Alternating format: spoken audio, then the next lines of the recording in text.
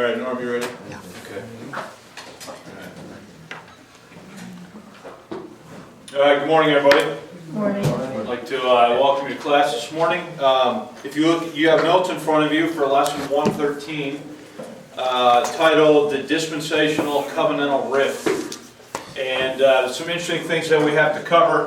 Before we get started, I just want to let you know something. The information that I'm going to give you, I came by relatively recently. Last month I had a dinner day with Dr. DeWitt, and we discussed some different things. Among them was this essay, or notes from a speech that had been given by R. Todd Mangum, titled The Dispensational-Covenantal Rift. You probably don't remember this because we've looked at so many different things, but the book, one of the books that we used for Schofield was co-written by Mangum and Sweetum, and so this guy has done some work in some other areas. But so the information I got on this is relatively new to me, and I came by it just about a few weeks ago, but with enough time to include it into the class. So if you look at your notes, the first point is titled The Dispensational-Covenantal Rift, and I'm just going to go through this and say a few things about it. So in 2007, Dr. R. Todd Mangum wrote a book titled The Dispensational-Covenantal Rift, The Fissuring of American Evangelical Theology from 1936 to 1944. On November 19, 2010, Dr. Sweetum presented a lecture to the Dispensational Study Group of Evangelical Theological Society of Atlanta, Georgia. So that's a mouthful for you. So this is a copy. I don't have any extras of this, however I can make them available electronically online. This is a copy of the speech that Mangum gave on the 19th of November 2010, summarizing some of the key points that were in his book that he wrote 3 years earlier in 2007. So the title of the speech is The Dispensational-Covenantal Rift, how it happened, why it happened, and can it be repaired? Okay? So you've got some things here that are interesting that you need to know about with respect to just the history of dispensational theology in the United States in general. So to finish point one, in this lecture, Mangum addresses the issues that led to the Presbyterian Church in the United States to formally renounce dispensational theology in 1944. I don't know if you're aware of this, but there's one major denomination that officially came out against dispensational theology, and that is the Presbyterian Church in the United States, and that's what we want to look at here by considering these notes this morning. Now, you should know, though, that those of the Reformed tradition, or shall we say, the Calvinistic tradition, had already been doing things to renounce dispensational theology previous to this. We've already studied how Harry Baltimore was kicked out of the Reformed Church. We've studied how Martin DeHaan was kicked out of the Reformed Church. And we also looked at how C.R. Stam's father, Peter Stam, was also kicked out of the Reformed Church, all related to issues for their beliefs in dispensational theology in general. So, point two, toward the beginning of his lecture, Dr. Mangum points out that many of the patriarchs of American dispensationalism were Presbyterians, also noting the connection the denomination had with Dallas Theological Seminary at the time of its inception.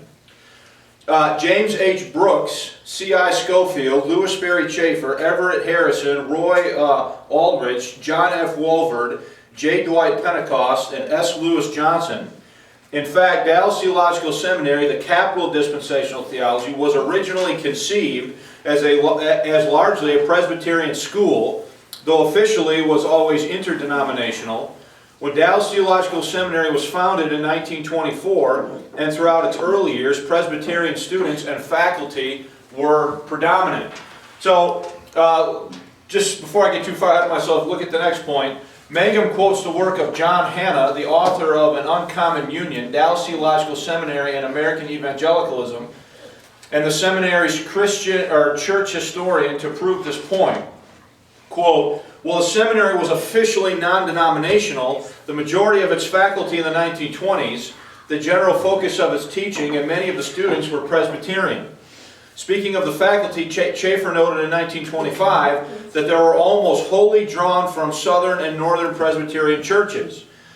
On another occasion, he stated, the simple fact is that we are teaching the most conservative Presbyterian interpretations here, and we include on our faculty now 7 Southern Presbyterian ministers. Perhaps the Presbyterian nature of the institution is most clearly captured in the assertion, it, referring to the seminary, stands on the great vital truths embodied in the marvelous document, the Westminster Confession of Faith. That's coming from Lewis Sperry Chafer to D.S. Kennedy from the 23rd of October 1924. So, if Dallas Theological Seminary is viewed as sort of the early Mecca of dispensational theology in the United States, it's important to note that in its inception and through its early history that the majority of the faculty as well as the majority of the students were all coming from Presbyterian churches, either from the north or from the south. So this early connection between dispensationalism and Reformed Presbyterianism theology helps explain the generally Calvinistic cast of most dispensational theology and virtually all of American dispensational theology originally. It also helps explain why the debate between dispensationalism and covenant theology has sometimes been characterized by such animosity. It is at its root a family feud, according to Mangum. So what he's doing here, you understand what he's doing, okay? He's acknowledging that there's a great many of the original patriarchs of dispensational theology in the United States were all from the Presbyterian denomination. That, including Lewis Sperry Chafer, who founded Dallas Theological Seminary. Now, there's an interesting chart here that he presents that I was unfortunately not able to digitize. But what you have here is the denominational affiliation in these graphs of Dallas Theological Seminary graduates between 1925 and 1995. And this dark line is Presbyterian. So you can see here through the early years of the school that the predominant denomination that made up the faculty was Presbyterians. I'm sorry, the student body was Presbyterians until you get to the year 1945, and then you see a major decrease in the number of Presbyterian students that are attending Dallas Theological Seminary. Okay? Then he also presents a similar chart for the faculty of Dallas Theological Seminary between 1925 and 1995. And you can see that in the early years of the school, the early decades, that the vast majority of the faculty of the school was overwhelmingly Presbyterian. Until, guess what year? 1945. So something happens in 1945 that is going to alter the perception of Dallas Theological Seminary amongst Presbyterian, American Presbyterians. Okay? So top of page 2, dispensationalism was deemed heterodox or not in accordance with established or accepted doctrines or opinions, especially in theology, or unorthodox, by an official committee of the Presbyterian Church in the United States in 1944. The committee of renowned scholars within the Presbyterian Church reached their decision primarily by investigating the writings of C.I. Scofield, maintained in the Scofield Reference Bible, and Lewis Sperry Chafer, then president of Dallas Theological Seminary. So, understand what's going on here. 1944, the Presbyterian Church of the United States sets up a committee to investigate dispensational theology. Okay? As the committee goes out to investigate dispensational theology, they consider 2 primary sources for their consideration. The first one is the Scofield Reference Bible, and the second one are the writings of Lewis Sperry Chafer. We've already gone over this information. You should know by now that Chafer was taught by Scofield, and that Chafer was the founding member, if you will, of Dallas Theological Seminary in the 1920s. Then Chafer writes his multi-volume systematic theology that seeks to state in academic terms the theology of the Bible Conference movement of which Scofield was a part. So when this committee in the Presbyterian Church is going to go out to investigate dispensational theology, The two documents that they consider are, number one, the Scofield Reference Bible, and number two, the writings of Lewis Berry Chafer. So Chafer, who was still alive during the investigation and verdict, believed and maintained that the Presbyterian Church's decision was the result of a liberal conspiracy against him, when in actual fact it was the most conservative members of the Presbyterian Church that were responsible. Mangum reports that the covenant wing of the Presbyterian Church started the confrontation, thereby taking the dispensationalists by surprise. A major reason why the dispensationalists were attacked was because they were so successful at propagating their views. So you need to understand that I'm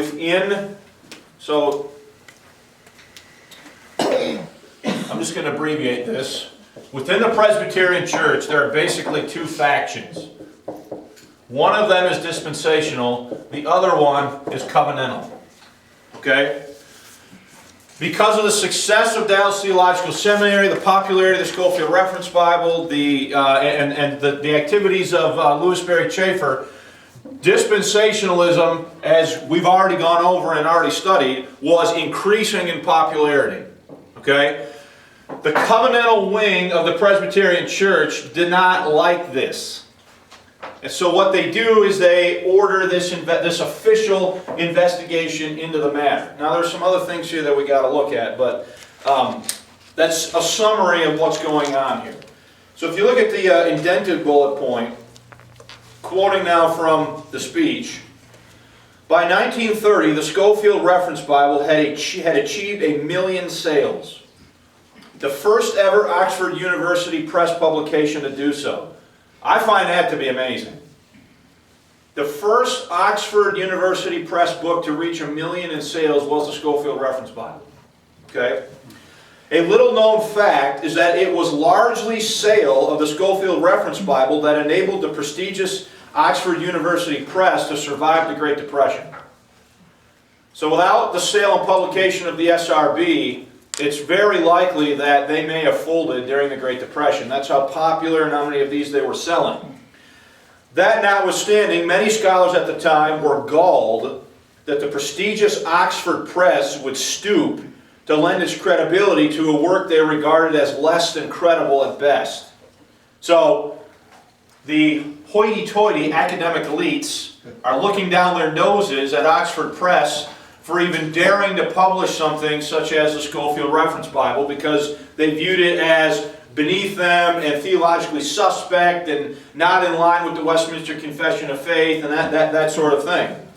So scholars and professors in seminaries regularly, and I'm going to say this word wrong, pilloried it and urged people not to use it.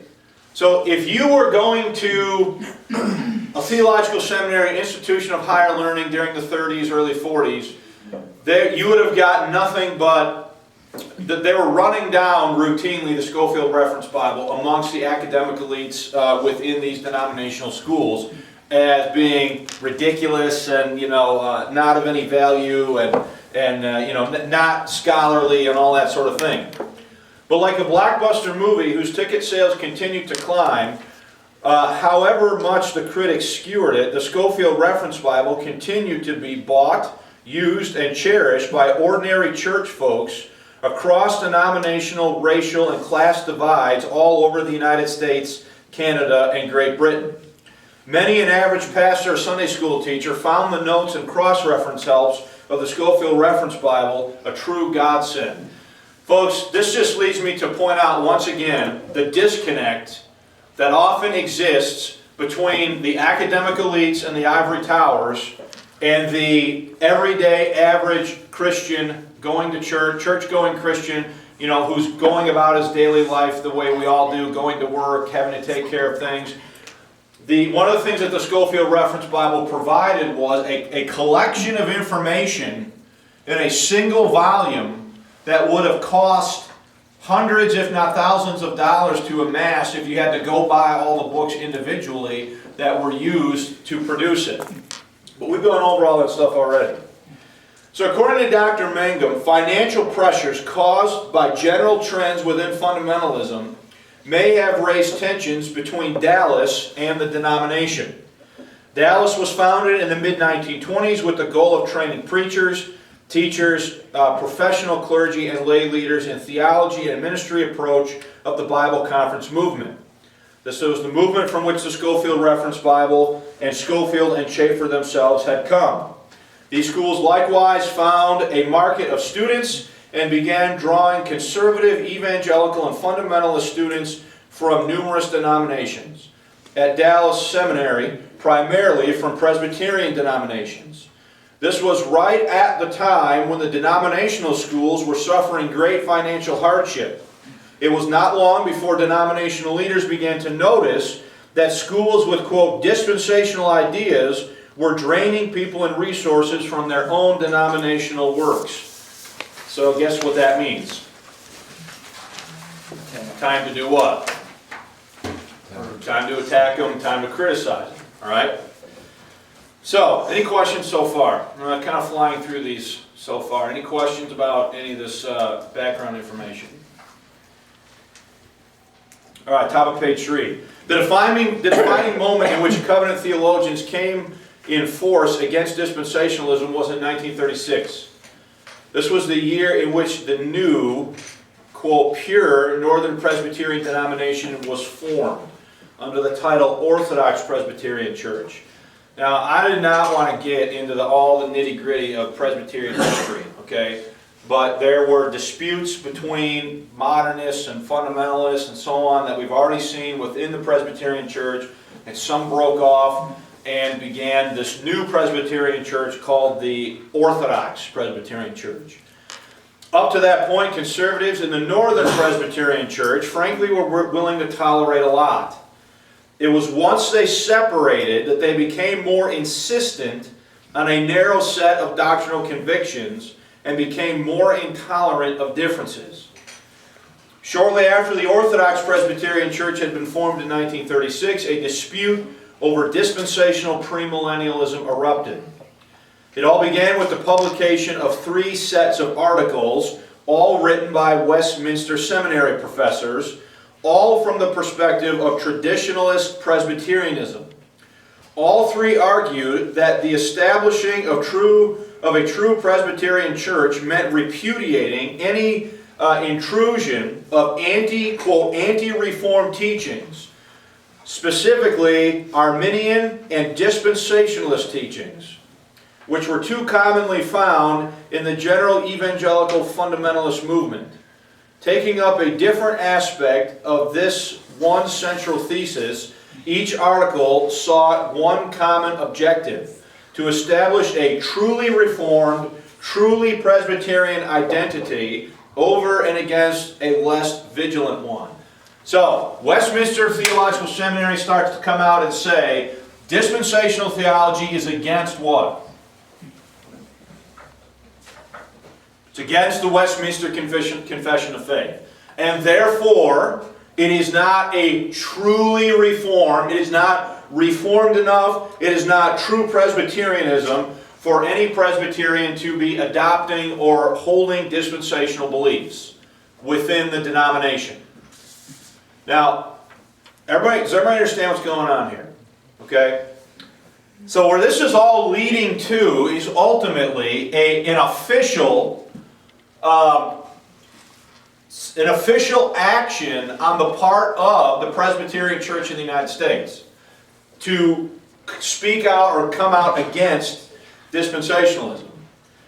So continued within this fight, within this fight was an attempt to separate truly reformed viewpoints from unreformed viewpoints. J. Gresham, is it Mahan? Machen. That's how you say that? Machen. Along with others, tried to delineate from acceptably reformed premillennialism and the unacceptable or heretical version of premillenarianism typified by the Scofield Reference Bible. Okay, so here now remember, there were 2 types of premillennialism. There was historicist premillennialism, and there was dispensational premillennialism. Okay? What what's his name again? Machen. What Machen is advocating for when he's talking about acceptably reformed premillenarianism is that historicist or historical premillenarian version. And what he is saying here is unacceptable or heretical is dispensational premillennialism that is typified by the Scofield Reference Bible. In the end, this unacceptable brand or unreformed brand of premillenarianism was labeled dispensationalism.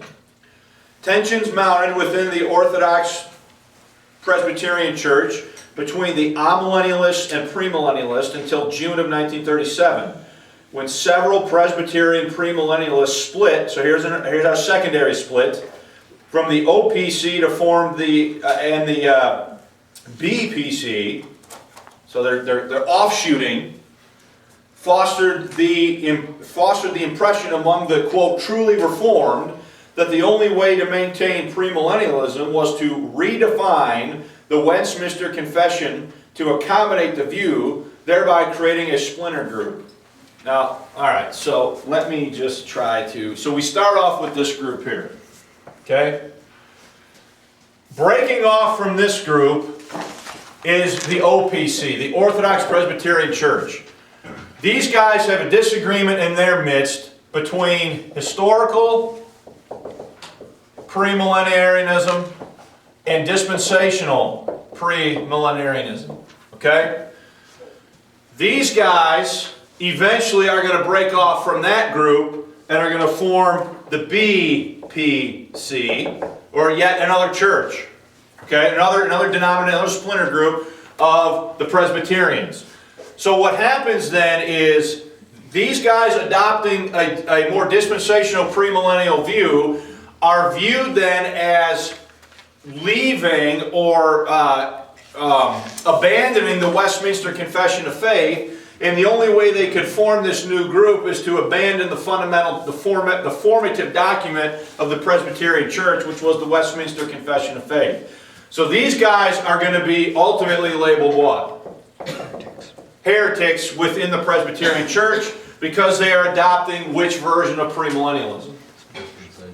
Dispensational premillennialism, and again, this is typified by the SRB, Scofield Reference Bible, which they think to be what? Heretical. Okay? Now, everybody with that? Okay, if you're not, you're just not saying. So we'll. The initials BPC, what's that stand? What's the Bible Presbyterian? Bible Presbyterian. Oh, that's Carl McIntyre's group. Yes. So they split off from this group. Okay? And what's the guy's name again? Starts with an M? Machen. He's the guy that started this group. He split off from these guys, thinking that they were getting too. Actually, he split off from the Northern Presbyterian Church of the United States, thinking they were too liberal and not fundamental enough. And he forms this group in roughly 1936, and they have their own internal argument between historical premillennialism and dispensational premillennialism, which means this group splits off, following or subscribing in majority to the teaching of Scofield and the SRB, and these guys are viewed as heretical by those guys. Okay? Everybody with that? So, which point are we on? There was a man named Carl McIntyre that largely head up that Bible Presbyterian. Remember, he had the big radio broadcast, and it was a large movement. He finally moved his whole operation out into 3 miles off the coast, so they couldn't touch him. I don't know whether you remember all of that fight too. I didn't, like I said, I didn't want to get into the down and dirty of Presbyterian history, but beyond what is necessary to follow our general theme of the history of dispensationalism in the United States. Second point from the bottom. Okay, thanks. One lesson learned by Southern Presbyterian leaders as they scrutinized the Northern controversy was that troublemakers, whether modernists or fundamentalists, could be identified by their attitude, now this is important, toward the church's doctrinal statement, the Westminster Confession of Faith. So any modernist or any fundamentalist could be measured where they were at, judging them by the measuring stick of the Westminster Confession of Faith. Once the fundamentalists severed themselves from the modernists, Southern Presbyterian leaders took note that it was the premillenarianists who had to separate again and adjust the Westminster Confession of Faith to accommodate their view. And to make matters worse, the premillennialists seem to have a nasty habit of splitting Southern Presbyterian churches and carrying off the membership to their independent organizations. To a Southern Presbyterian, few actions could be considered less Christian or less Presbyterian. Okay? So this is all going on in the north. Meanwhile, the Southern Presbyterian Church is watching this. Like I just said, they're watching this BPC split off and adopt dispensational premillennialism and saying the only way they're getting there is to redefine the Westminster Confession of Faith to make it fit what they want to believe. Oh, and oh, by the way, these guys are the troublemakers because they're going out and splitting churches by teaching this, and therefore they're not real what? They're not real Presbyterian, and they're behaving in ways that are unchristian and un-Presbyterian by behaving in this particular fashion. Okay? Any questions about that? In the estimation, bottom of the page, in the estimation of Southern Presbyterians watching the fighting of their northern brethren, dispensationalism was viewed as the cause of these splits. It was the Presbytery of North Alabama that lit the powder keg when they asked the Southern Presbyterian General Assembly to investigate whether or not dispensationalism was in accord with the Westminster Confession. In response, an ad interim committee on changes in the confession was formed to investigate the matter. So, now we have an official committee of the denomination being formed to investigate whether or not dispensational theology is in line with the Westminster Confession of Faith. Now you need to understand, they're not investigating whether O'Hare or Stam or whether Mid-Acts dispensationalism is in line with the Westminster Confession of Faith. They're primarily focusing on what would be called, let's just say, standard or traditional dispensationalism as explained in the Schofield Reference Bible and also by Schaeffer. So, it was this, top of page 4, it was this ad interim committee on changes in confession that reported to the General Assembly that dispensationalism was out of harmony with the Westminster Confession of Faith. To this day, this action remains as close to an official denunciation of dispensationalism by a reformed covenantalist body that has ever been produced. While the Confession Committee was merely advisory to the Presbyterian Church's General Assembly, their findings were published as an official judgment of the officers of the church, both in church papers and in a separate pamphlet published by the Executive Committee of Religious Education and Publication. The credibility of the committee's report is witnessed by the fact that its criticisms of dispensational theology has been maintained by covenant theologians ever since. So there's a nuance here, okay? These guys that are on this committee, the authority they have is to investigate it, okay, and then come back and report to the General Assembly. So they do that, and what ends up happening then is that their report gets published and put out and printed in the publications and so forth of the denomination. But what never actually happened is that the General Assembly never actually took up the matter to give an official declaration on the matter from the point of view of the General Assembly. So what ends up happening is that the findings of this committee become the accepted ruling of the Southern Presbyterian Church with respect to dispensationalism, and they find it to be out of step and out of favor and out of bounds, if you will, of or with the Westminster Confession of Faith. So that becomes then their position. So And their silence on the matter is then viewed as an official what? An official proclamation against dispensational theology. Okay, now that was a mouthful, yes. We ran into that exact thing personally. We were attending a covenant church when we met Otto Deming, and when we started having studies with him, the pastor told us he was a heretic, and we were to promise not to study with him anymore. Well, obviously we didn't listen. For, what a blessing that we didn't, but it was a covenant church, and that's exactly what their stand was.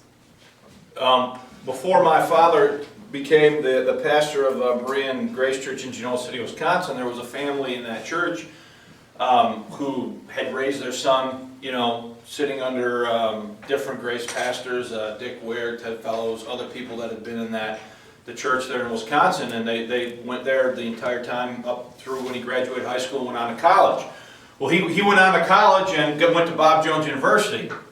And when he gets to Bob Jones University, he meets a girl that he, falls in love with and everything, and she attends a Southern Presbyterian church.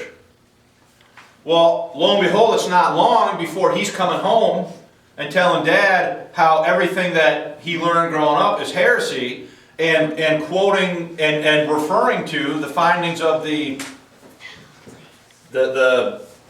committee here. Okay? So yeah, this becomes a big deal. That's one of the reasons why I'm spending time to talk about it. Okay?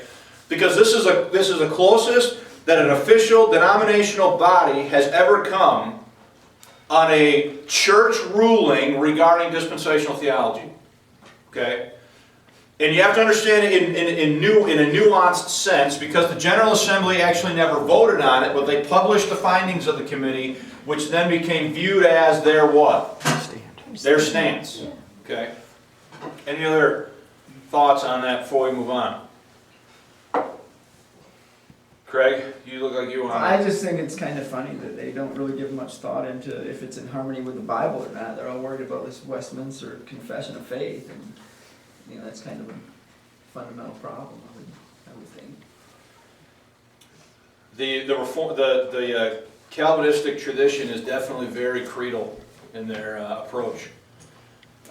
So, halfway down the page, significantly, the Confessional Committee declared dispensationalism an aberrant theological system, not because of its premillennialist eschatology, but because of its deviation from the covenant theology of the Westminster Standards. And just to underscore how careful the Southern Presbyterian Church was in drawing its distinction, before the General Assembly would accept the committee's final report, they added 2 known premillennialists to the committee to ensure that there was no bias against the premillennial view inadvertently allowed in the report. The Confessional Committee of 7 then submitted its unanimous report against dispensationalism in 1944, including 3 premillennialists, Samuel Sibley, J.P. McCallie, and L. Nelson Bell. In short, the Presbyterian General Assembly took elaborate measures to ensure that the premillennial view and its implications were represented and understood accurately and fairly in the Confessional Committee. And the Confessional Committee in turn took pains to clarify, that premillennialism per se was not the problem. So which kind of premillennialism are they saying is not out of step with the Westminster Confession? Historicist premillennialism. Okay, but this kind what? It's out of step. It's out of step, okay? It's heresy, it's not in line with the confession. So, the heart of covenant theologians' objection to the position is described as dispensationalism was let me start over. The heart of covenant theology and theologians' objection to the position they described as dispensationalism was threefold. Number 1, dispensationalism taught 2 ways of salvation. One, a system of legal merit in the Old Testament, and a diametrically different way, grace through faith, in the New Testament. Second, misconstructed the Old Testament law as detrimental to Christian faith and life. And 3, failed to recognize implications of Christ's current reign by failing to recognize Christ's inauguration of the kingdom through his life, death, and resurrection. So, now, I'm just going to be honest with you. He eventually, at the end of this, takes up with outlining some things about how some dispensationalists tried to respond to this. And one of the things we're going to see in a few weeks is eventually in the 1950s, the idea to revise the Scofield Reference Bible becomes a popular idea. Okay? If you look at the notes that were revised in the Scofield Reference Bible and compare it to the findings of this Credo Committee of the Southern Presbyterian Church, every single note that the Presbyterian Church identified as being in error was revised by the Revision Committee on the New Scofield Reference Bible. Okay? And interestingly enough, Pastor Stam, as we'll see in a few weeks, takes up the gauntlet with these guys that are responsible for reforming, or revising, I should say, the Scofield Reference Bible, and really, tries to give them a run for their money as far as what they're attempting to do. But we'll talk more specifically about that in a future lesson. Okay. So before we get into the second point I want to make before we close out the hour here, does anybody have any questions, comments, or feedback regarding the dispensational covenantal rift and the official finding of the Presbyterian Church against dispensationalism? Yeah. So the covenant theologians believe that we are actually in the kingdom right now? Yes. Well, it's supposed to be a 1,000-year reign. What do they do with that? I don't know. But they believe that the kingdom reign of Christ was inaugurated by Christ while he was on earth. Okay? And all the grief and heartache that occurs on a daily basis is what? It's, A mess. I don't, and I will not attempt to be a apologist for the,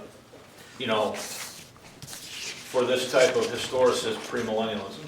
But remember, I don't know if you were here, Tom, when we went over this. I think it was before you guys started coming, but we went over how a lot of these guys think we're living in Revelation 19 or Revelation 17 or 18. And they argue about which chapter we're really in, but they view the entire book of Revelation as different stages in the history of the church. And so the church is just living through all these things that were inaugurated and started with Christ. And frankly, when we, the other thing too is the whole idea of progressive dispensationalism, which we'll talk more about. And again, I keep saying that, but we can't talk about everything in every lesson. But the whole idea of progressive dispensationalism is about wedding covenant theology together with dispensational theology. I was in conversation with somebody just this year who said that his life's career goal was to merge dispensational theology with the teachings of George Eldon Ladd. Okay? For the sake of prudency, I'm not going to say who that was right now, but that was the goal of this individual's academic career. Okay? So this progressive stuff is trying to take these things and make them fit together. There's among, you mentioned Dallas Seminary, you can see at this, as a result of this, it's a downgrade movement.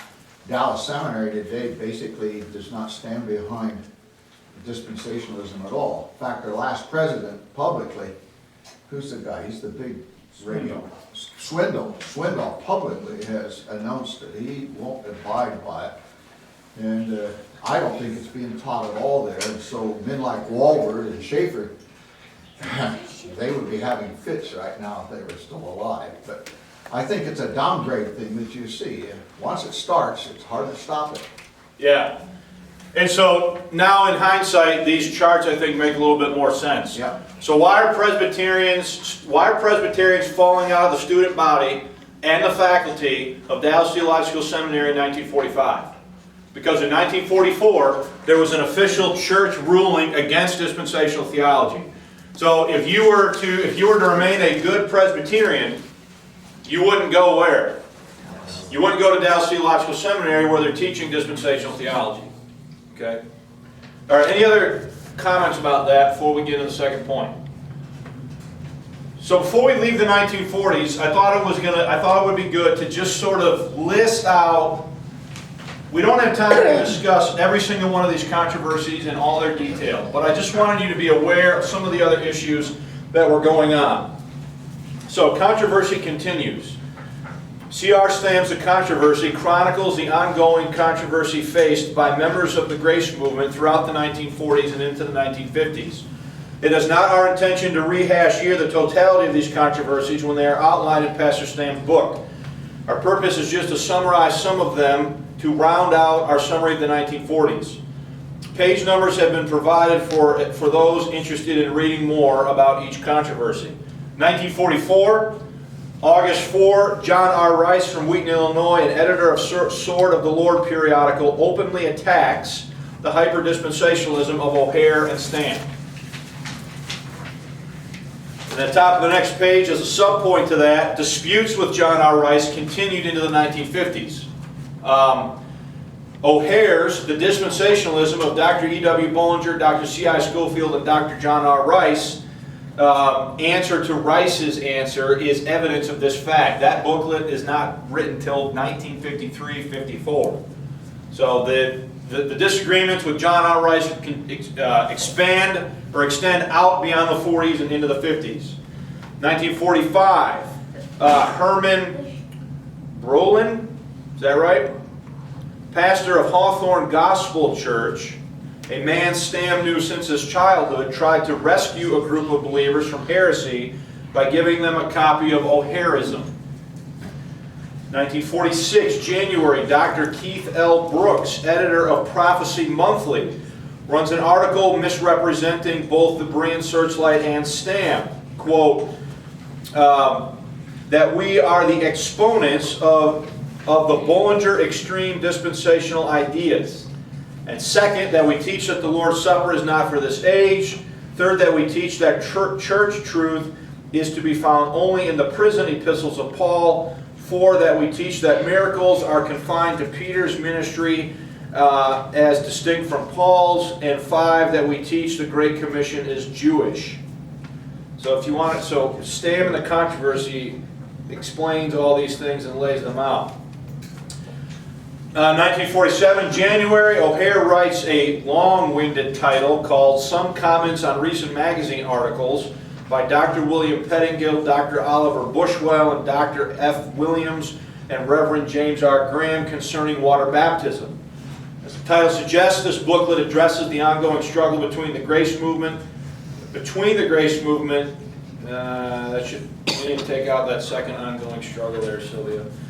With fundamentalists over the subject of water baptism. So that dispute, as you well know, did not go away. Also in 1946, in October, Stam writes an article for the Searchlight addressing the publication of a book titled The New Higher Criticism by Dr. James R. Graham. Graham referred to Stam and O'Hare as O'Hare, Stam, Neo, how do you say this? Tubigans? I don't even know what he's talking about. You familiar with that term, Mike? No, I just assumed he's one of our church It was German. heretics. It was, a long time ago. it was German higher criticism, attacks against the Bible. You know that name, Pastor Lee? Yeah. Okay. And also accuse them of being antinomian teachers or anti-law. All right? One of the things that I forgot to add, this is where I wanted to put this. I was given recently an original copy of The Twofold Purpose of God by Stam from the first printing. So we need to add in there, Sylvia, that in 1947, June 1947, Stam prints or publishes The Twofold Purpose of God. Should be added to that chronology. October 1947, The Voice, the paper of the IFCA, runs an article written by the Religion Analysis Service titled Bollingeristic Ultra-Dispensationalism. This article openly criticized both O'Hare's message, the most wonderful truth in the Bible, and the doctrinal platform of the GGF. O'Hare responded by writing, "Are members of the IFCA responsible for the disgraceful fanaticism of snake-hugging fundamentalists?" Oh, man. Think he was a little upset there? Probably was. Next year, 1947, or next month, sorry, 1947, November, Stam responds to the article in The Voice by the RSA with an article in the Searchlight titled Religion Analysis Service Incorporated, Is It Worthy of Our Confidence? According to Stam, the advisory council of the RAS was comprised of the following notable Bible teachers: Arthur I. Brown, Louis Berry Chafer, R.V. Clearwaters, Charles L. Feinberg, W.S. Hotel, or Hotel, I don't know how you say it, Harold S. Larson, and Pettingill, and Louis Talbot, among others. You should also note that in 1961, the RAS analysis of the RAS should say analyzed the Grace Movement again in the July-September issue of the Discerner, the magazine of the RAS, and this article, O'Hareism, was characterized as a new garment for the old heresy of Bollingerism. In 1950, Stam runs an article in the Searchlight titled, "It is Time to Stop It," in which he speaks of having received a syllabus from a course on false cults being taught at Omaha Bible Institute. Included on the syllabus was a lesson that dealt with the Grace Gospel Fellowship and pastors J.C. O'Hare and C.R. Stam as propagators of Bollingerism under a new name. So the accusations of Bollingerism basically never stopped. One thing I think that's interesting here, this is to give you some idea of some of the things that O'Hare was up to. This is the Chicago Daily News from Saturday, February 1st, 1947. Okay, this is Chicago Daily News.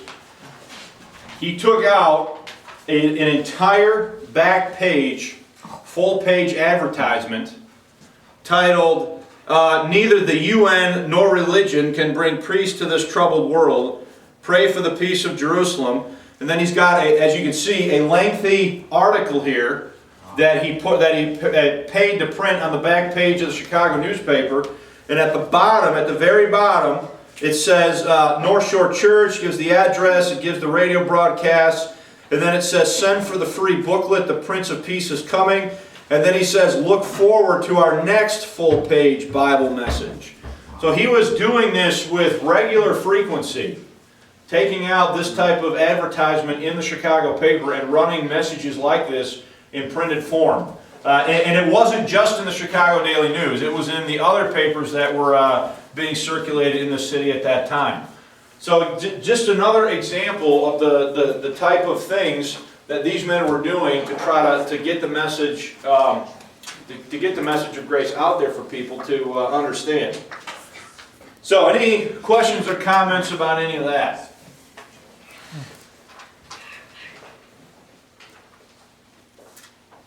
I'm going to be done a little early today if you don't have any questions. So, last point then. A common complaint repeatedly made by O'Hare and Stam and their responses to detractors was that they were being misrepresented. These men are constantly depicted as teaching Bollingerism, quoting with quotes, despite their constant attempts to explain how they differed from Bollinger. Consequently, both O'Hare and Stam viewed their position as never having been fairly and straightly answered by their critics. It's a recurring theme throughout much of the writing. that they perceive, what they perceive to be happening is they are being lumped into a group that is easy from their perspective to attack, and that nobody had ever answered them straightforwardly on their teaching and their teaching alone without pulling one of these sort of argumentative tricks by classifying them as something that they had repeatedly said over and over and over again in print and on the airwaves and other mediums, that they were not in agreement with Bullinger about major points of his later teaching. So, consequently, both O'Hare and Stamm viewed their position, as I just said, as never having been fairly and straightly answered by their critics, and any attempt to answer their teaching devolves into accusations of hyper-dispensationalism and personal attacks. Yeah, and again, the other thing that they do consistently and routinely is use the writings of some of these men that they were in agreement with against their own arguments.